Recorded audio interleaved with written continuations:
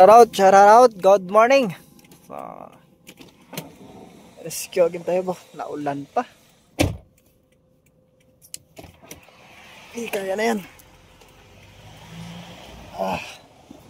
So, andito ulit tayo sa Islex. Ayan, ito sa Petron. Going to Balete. So, yung unit na ito ay ang biyahe nito. Aakyat ito ng Bulacan. So, nasira. Nagka-problema to kaninang madaling araw.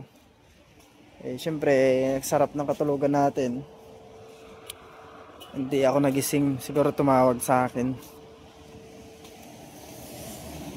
So, ayan.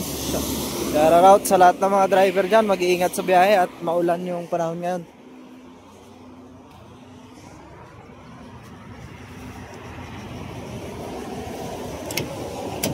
Ba, nakalak. Anay! Bagong gising pa si Manay. Anong problema to?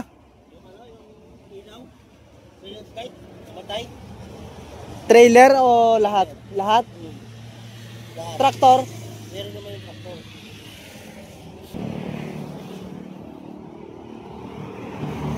So, bago natin lagyan ng fuse, so pumutok yung fuse. Ginawa, pailawin mo to? Pailawin mo? Pumutok na yung fuse eh. Yung traktor mo?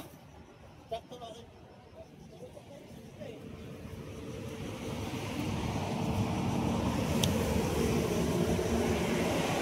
Meron traktor. So, nawala ulit.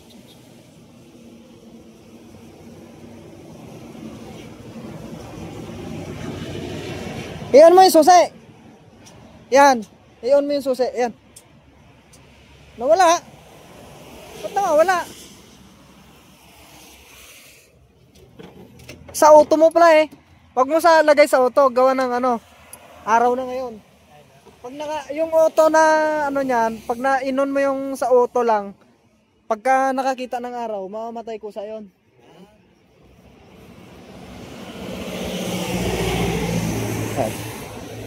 So yan, mga konting tips ko lang to sa mga gumagamit ng Howo, Si Manny siguro hindi mo rin alam naman Ito, sa mga Howo user lang to. Pag inon mo yan dito, sa gabi lang yan bubuhay. Yan, bubuhay yan pagkagabi. Pagka nakakita na ng sinag ng araw, kusa yan na mamatay yung clearance light mo. Kaya pag araw, kung gusto mo i-on, ito yung switch nya. Yung auto na yan, namamatay ng kusa pag nakakita ng araw. Sarap ng tulog na yan Ngayon, tetris natin yung grounded bago natin kabitan ng fuse. Dahil kahit kabitan natin ng fuse to, puputok ulit dahil syempre grounded nga. Susot muna tayo ng gloves. So yan mga bossing, yung problema niya ay walang clearance light or park light yung kanyang trailer. So yung tractor meron. So ito kasing unit na ito ay bukod yung fuse ng trailer para sa park light, bukod din yung fuse para sa traktor. So titrace ko na lang muna siguro yung problema. Tapos papakita ko na lang sa inyo kung saan natin makikita kasi hahaba yung video natin. Okay, let's go. A few moments later. Nakita ko mga bossing ito. So yan naputol to. Yan. Itong una nakita nating problema. Naputol to, yung positive. Tapos dumikit sa kanyang ground. Pangalawa ito. Yan pansinin nyo. Pansinin yung ilaw na to.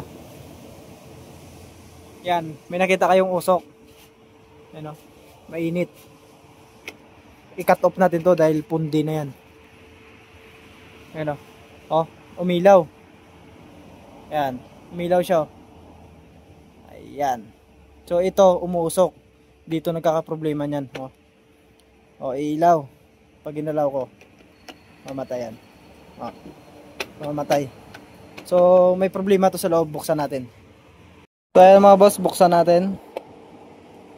Ayun, confirm. Ayan So ito yung positive kasi niya. lumalapat dito sa bakal. Eh yung bakal na to may ground ito. Kaya siya pagka lumapat dito, namamatay yung ilaw. Hindi pala pumuputok yung fuse mo. Pag lumapat dito, namamatay lang yung ilaw. Antibay ng fuse niyan. Ano eh, yung 6 na yung napalitan ko plus. Ano yan? Hindi jumper yon. Hindi po. May 3 jumper na dyan. Kasi wala na akong pito. Titignan ko maya yung jumper kasi dapat puputok yung fuse nito eh pagka dumikit to. 3 na yung jumper na. So ito siya nagka-problema. Pagka dumikit dito, yung positive na to, pag dumikit dito sa ground, namamatay lahat ng ilaw. Ayan. Ito lang yung ayusin natin, then i-fix natin. At check ko yung fuse dun sa taas kung okay yung pagka-jumper. So i-fix ko lang to mga bossing. Hawakan mo lang. Kukuha lang electrical tape. Okay na. Solve ang problema. Mga boss, tapos natin i-fix to. Dudugtong na natin tong wire. Iilaw na to.